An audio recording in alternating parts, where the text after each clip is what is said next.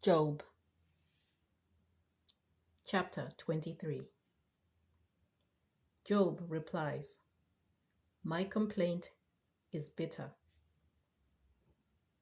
Then Job answered, "Today also my complaint is bitter.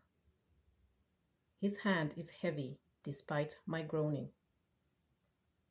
Oh, that I knew where I might find him, that I might come even to his dwelling.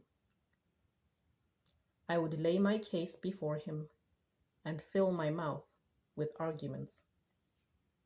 I would learn what he would answer me and understand what he would say to me. Would he contend with me in the greatness of his power? No, but he would give heed to me. There an upright person could reason with him, and I should be acquitted forever by my judge. If I go forward, he is not there, or backward, I cannot perceive him. On the left he hides, and I cannot behold him. I turn to the right, but I cannot see him. But he knows the way that I take. When he has tested me, I shall come out like gold. My foot has held fast to his steps.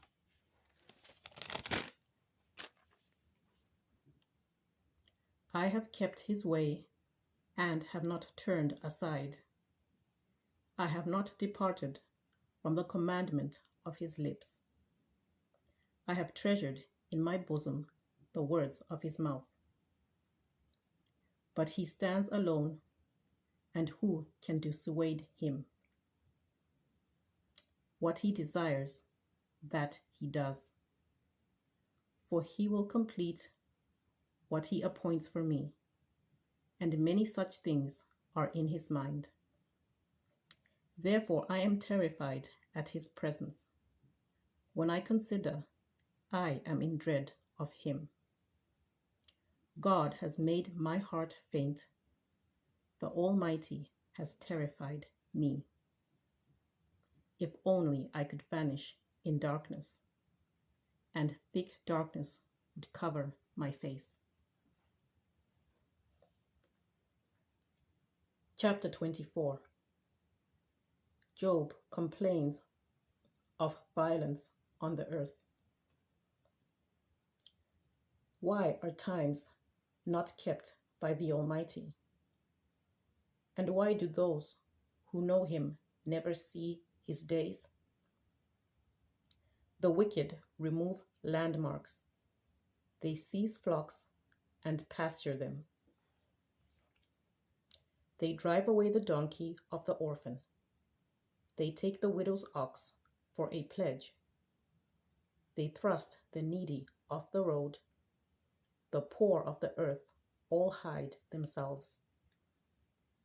Like wild asses in the desert, they go out to their toil, scavenging in the wasteland, food for their young.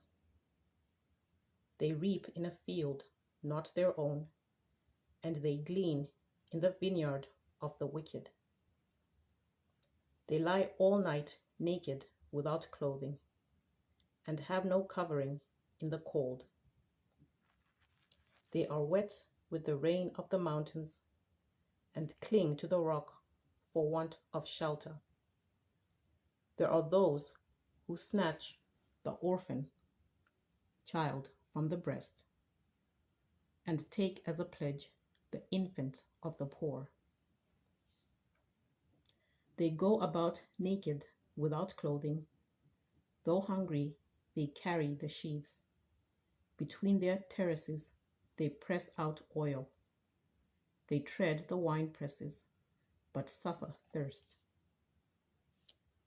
From the city, the dying groan, and the throat of the wounded cries for help. Yet God pays no attention to their prayer. There are those who rebel against the light, who are not acquainted with its ways. and do not stay in its paths. The murderer rises at dusk to kill the poor and needy, and in the night is like a thief. The eye of the adulterer also waits for the twilight, saying, "No eye will see me." And he disguises his face. In the dark they dig through houses. By day they shut themselves up. They do not know the light, for deep darkness is morning to all of them, for they are friends with the terrors of deep darkness. Swift are they on the face of the waters. Their portion in the land is cursed. No treader turns towards their vineyards. Drought and heat snatch away the snow waters. So does Sheol those who have sinned. The womb forgets them. The worm finds them sweet. They are no longer remembered. So wickedness is broken like a tree. They harm the childless woman and do no good to the widow. Yet God prolongs the life of the mighty by his power.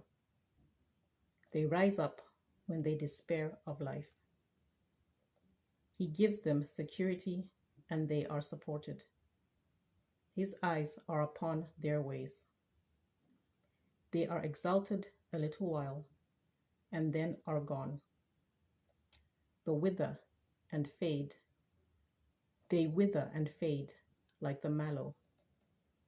They are cut off like the heads of grain. If it is not so, who will prove me a liar and show that there is nothing in what I say?